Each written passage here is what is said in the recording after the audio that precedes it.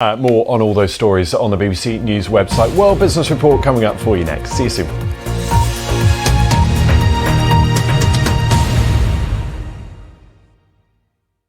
Want to understand what the news means for you? BBC News Catch Up on Sounds is a new playlist that puts you in control and lets you explore the stories you're interested in. From breaking headlines... There's been a wave of missile strikes across Ukraine. ...to deep dive podcasts and current analysis. The longer the conflict goes on, the more chance there is just something happening that leads to an escalation. Make sense of the stories you care about whenever suits you.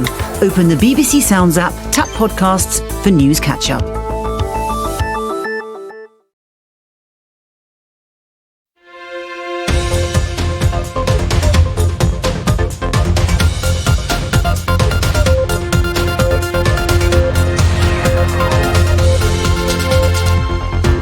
The UK economy grows by just a pinch, 0.1% in the first 3 months of the year, as the cost of living crisis continues to bite. Also, on the programme, it's deux pois for the sponsors. Yeah, how big brands are increasingly drawn to the huge popularity of the Eurovision Song Contest.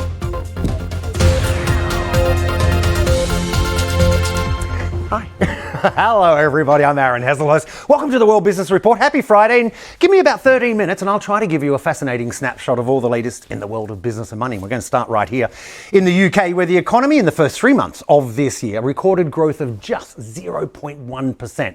Output in consumer-facing services fell by 0.8% in the month of March. Certainly that's underscoring the impact of the ongoing strikes and of course the cost of living crisis. Now, hardly booming, but a far cry from the record-breaking recession that the Bank of England was predicting just 6 months ago. On Thursday, the bank announced a major rethink of its forecast, saying that the UK will now avoid going into recession. The bank, as you probably know, also raised its main interest rate again by 0.25% to 4.5%. That's where it sits now. It's the 12th rate rise in a row, and it does put the cost of borrowing here in the UK at a 15-year high. Well, a little earlier, I spoke with Dr. Stephen Nolan. He's a senior lecturer at of economics at Liverpool John Moores University, and I asked him why the UK's lagging behind the other G7 economies. Well, I mean, there's a number of factors, but any time where your growth's kind of oscillating up and down near zero for a year is generally not good. Now, it's probably lots of factors. Brexit's probably one, but there's also long-term factors as well. We've had no real sustainable kind of big growth in nigh on 15 years since the global financial crisis. And we're always talking in economics about the productivity puzzle within the UK. Our level of productivity, GDP per capita, is much lower than in competitor nations.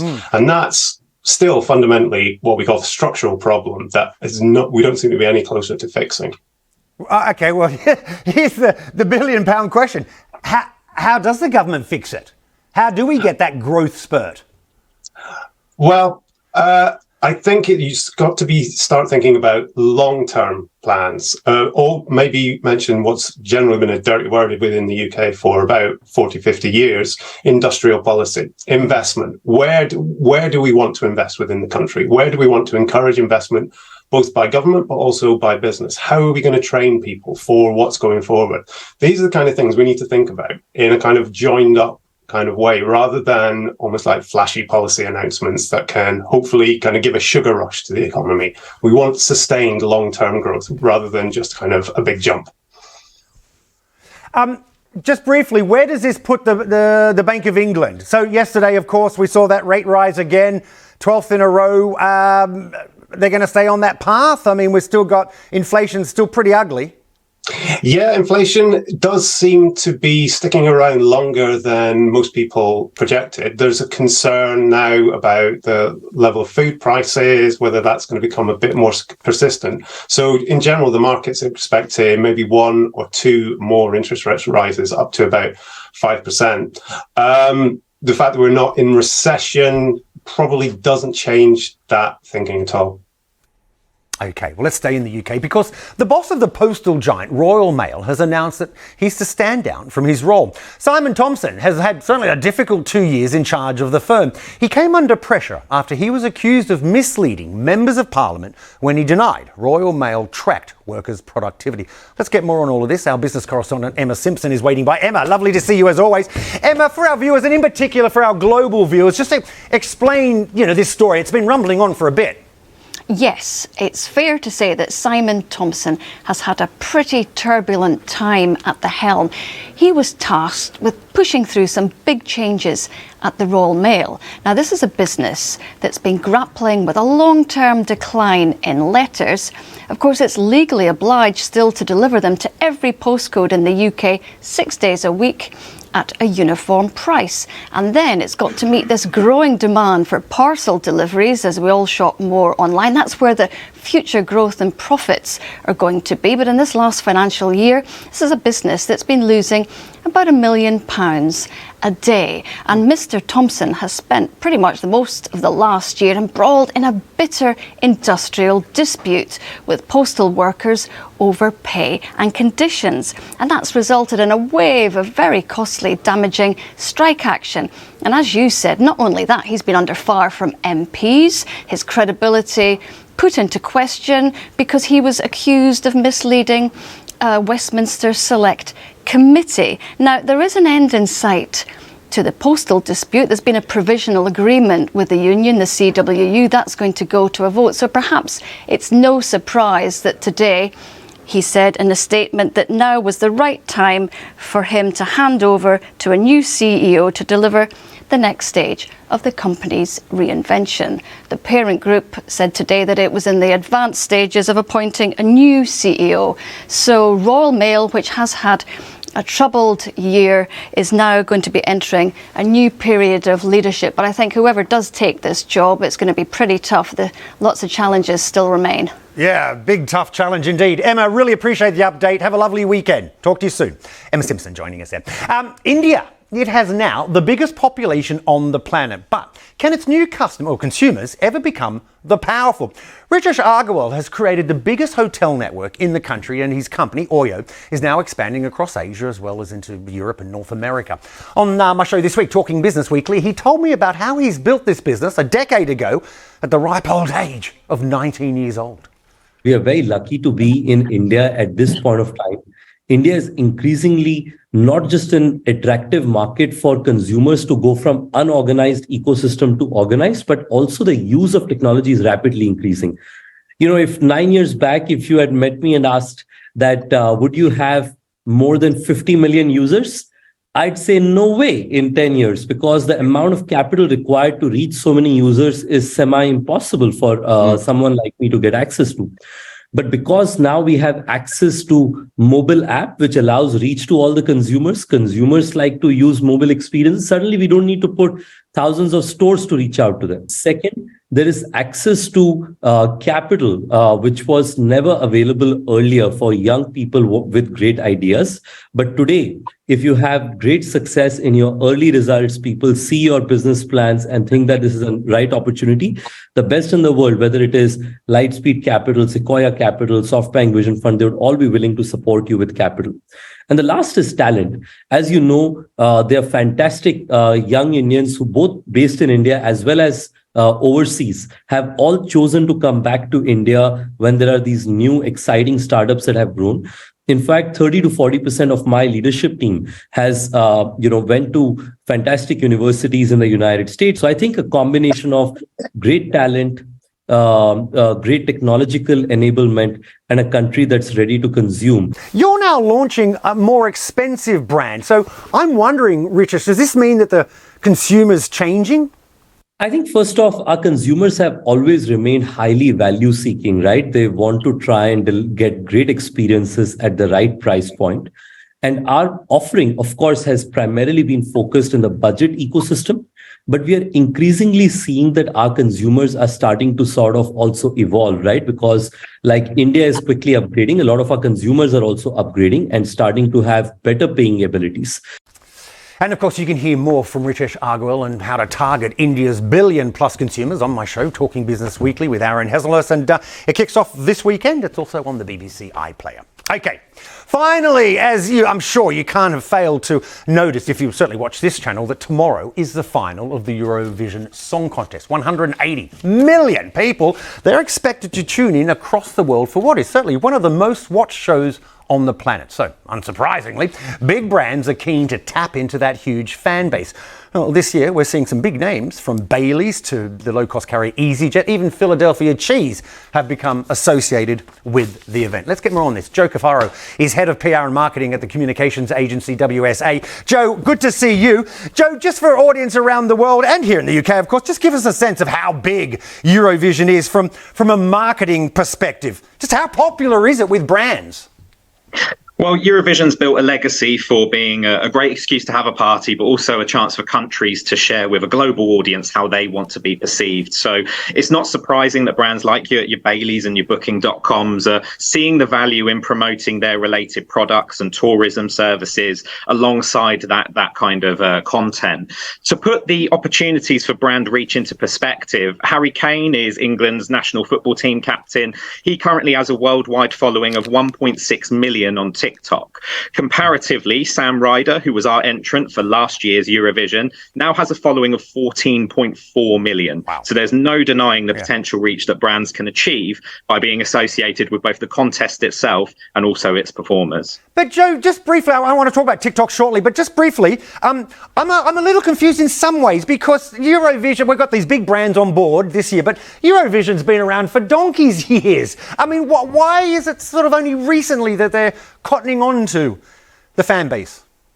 Well, marketing often reflects the society that brands are hoping to appeal to. So a lot more investment goes into campaigns today that are focused on things like inclusivity and diversity. Eurovision has spearheaded global celebrations of different cultures and communities for decades. So it's now a trusted and authentic voice in what's an increasingly crowded space for championing those causes. This year actually feels like a culmination of a marketing journey that Eurovision have been on since about 2016.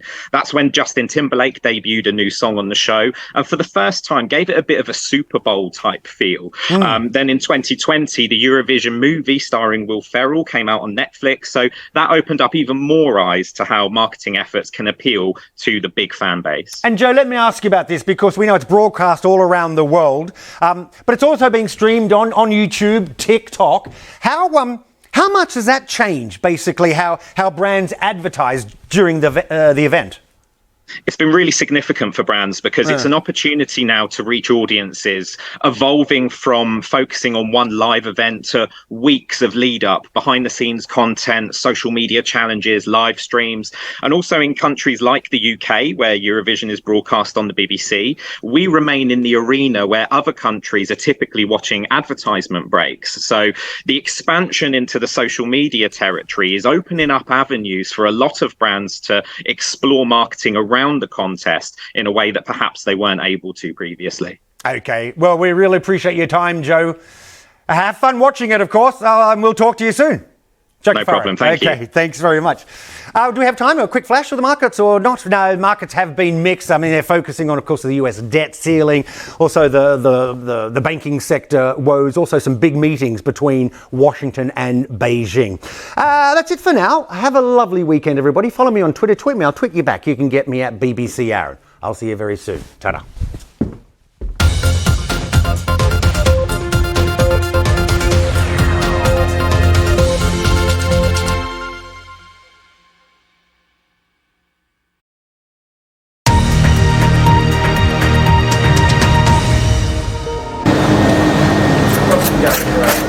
3 a.m. on the Central Line, and this team is cleaning a mix of human hair, skin and metal that comes from the brakes and tracks. It's everywhere.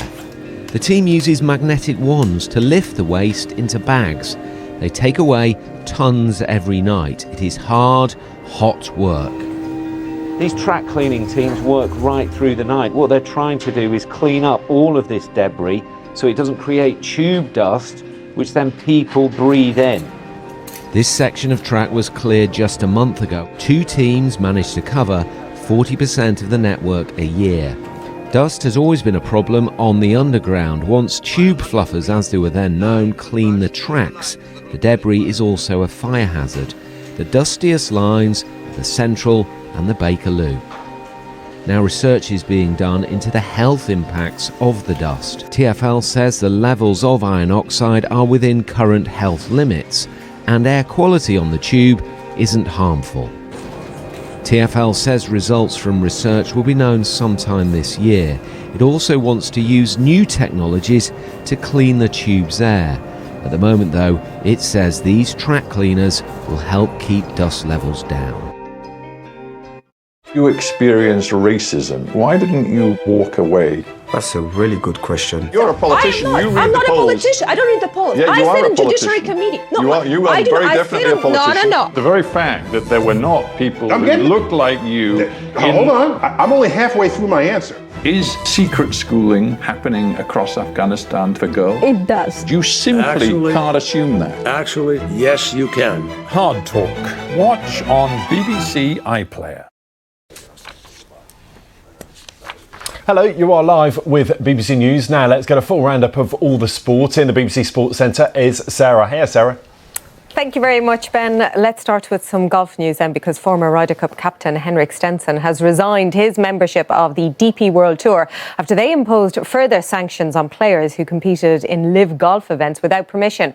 Suspensions of up to 8 events and fines ranging from £12,500 to £100,000 for each breach were handed out to 26 players in total. Our golf correspondent Ian Carter has more for us. Yes, and when you consider that it's less than a year that he was holding the position of Europe's Ryder Cup captain, that kind of encapsulates the turmoil that has gone on since the arrival of Live Golf. And now these punishments are being administered. The green light for that was given by the arbitration hearing, and the fact that the players lost their appeal to the initial fines and suspensions that were put in place for playing in Live and Asian Tour events without the consent of the DP World Tour. So Stenson has gone. Last week we saw other big names from European golf in Lee Westwood, Sergio Garcia and Ian Poulter resigned their memberships. The veteran Richard Bland has gone as well. And I would expect other big names to follow suit in the light of these punishments being announced. Yeah, and those punishments, I think yesterday, wasn't it, when they announced that there was going to be 26 of its players that were going to be punished. So do we, estimate that maybe that will be 26 players resigning in full, or are we going to kind of see this play out over the coming weeks? I think it remains to be seen, but the fines ranging from £12,500 to £100,000 per tournament. There are bans as well. We believe that Martin Keimer is facing an 8-tournament ban as it stands at the moment. And these players now have to weigh up whether or not it is worth paying these fines, knowing that if they continue playing on the Live Tour, and several of them are contracted to do that, then they would face further fines and further suspensions from the DP World Tour. So I think the expectation is that these players will follow the likes of Stenson and co. and resign their membership from the DP World Tour. Ian Carter, our golf correspondent there.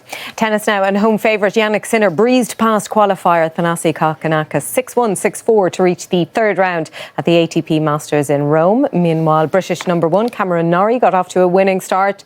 A straight sets victory for him over France's Alexander Muller, 6-2, 6-3. So he will play Australia's Alex de Minaur or Hungary's Martin Fucsovics in the third round on Sunday. In the women's singles, number 1 seed Iga Swiatek has just beaten Anastasia Pavlyuchenkova in straight sets, 6-love, 6-love. So comfortable for her on court right now. The world number 7 Ons Jabeur is up against Spain's Paula Badosa, the Tunisian. They lost the first set 6-1 and has just lost 6-4 in the second set. So Ons Jabeur is out. Earlier, third seed Jessica Pegula lost to fellow American Taylor Townsend, but she has just been in action with Coco Gauff in the women's doubles. As number 1 seeds, they have beaten Oksana Kalashnikova and Yana Siziakova 6-1, 7-5.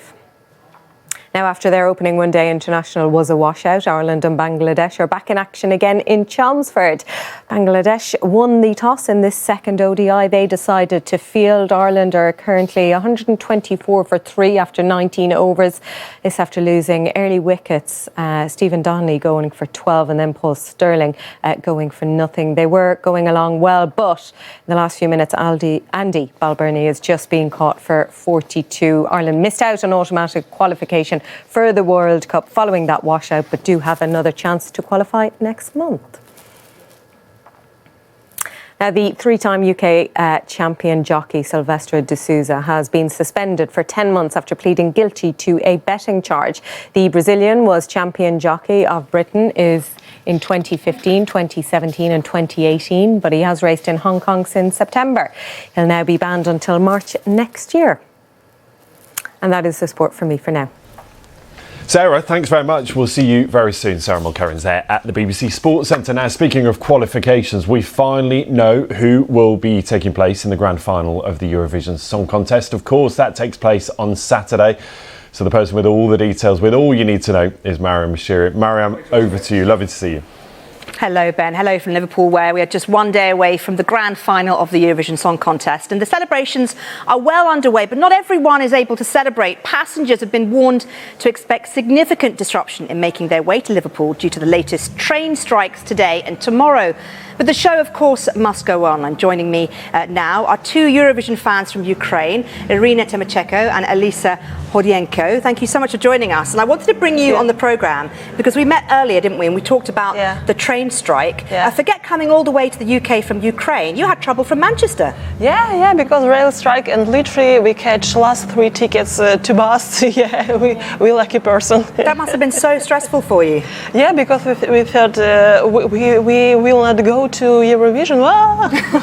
Now, I love that you're wearing the blue and yellow of the Ukrainian flag. How important is it for you that Liverpool has stepped up and is hosting this event for Ukraine? So it's important because anyway, because of war in our country, anyway, we have chance to have Eurovision even in Liverpool. And now, because it's in Liverpool, it's a very nice mix, between the UK and Ukraine. And I feel here very warm welcome, very hospitable, and like in my home city, honestly, because my home city also have wide river like this. What is your home city? Dnipro, and river also Dnipro, so it's very easy. Dnipro in Dnipro. Dnipro, fantastic. And Elisa, you obviously have come as well. How excited are you about Eurovision? I'm very excited. I love UK, I love Ukraine, so it's very exciting. Big fan of Eurovision. I know. Well, it's so addictive, isn't it? The whole Eurovision, it's the way it makes you feel. It's amazing. Now, we have heard earlier on, didn't we, from President Zelensky's office. There was talk that perhaps he had, or his office had asked the Eurovision organisers to be able to make a speech, and that was declined, although his office denies that. What are your thoughts on whether or not the president should have been allowed to speak on Saturday evening?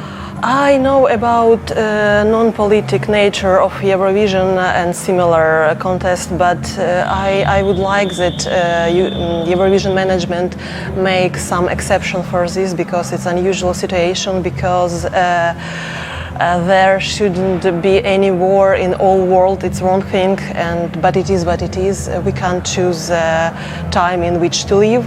We just can do the best according to the circumstances. Okay. And just before I let you go, who do you want to win other than Ukraine? I like Israel. You like Israel. How about you? UK. Fantastic. Israel and the UK. Thank you so much, Irina and Alyssa. Thank you so much for joining us here on the BBC.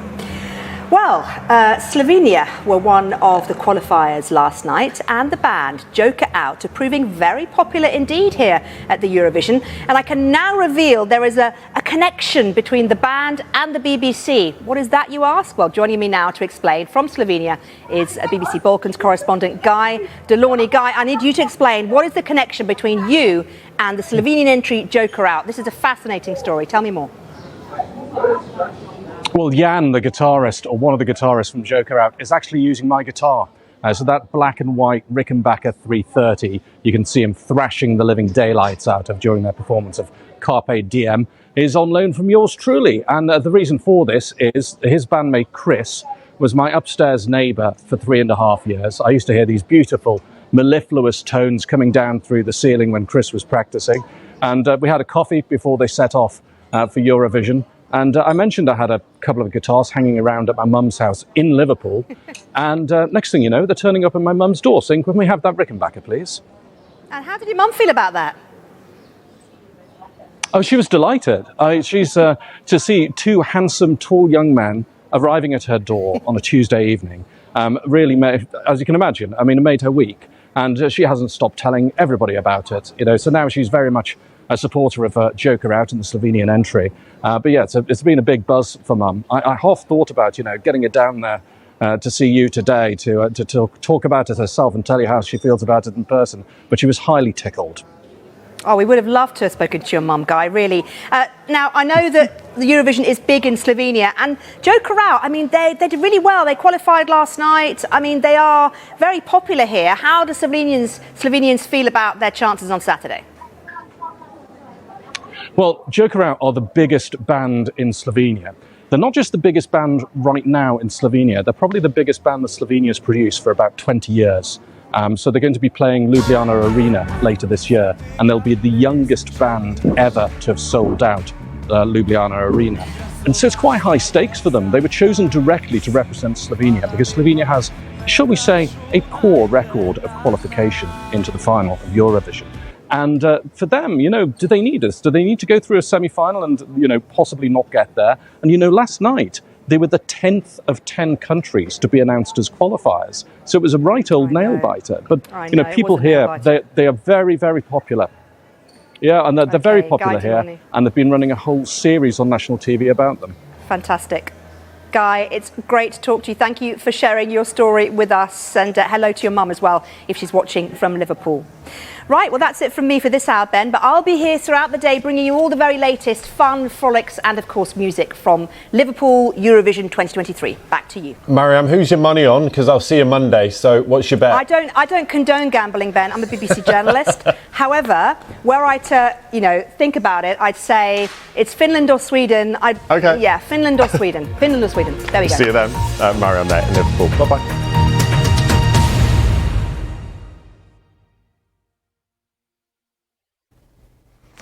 Hello. The weekend's just hours away. How's the weather looking? Well, for most of us, it's not looking bad.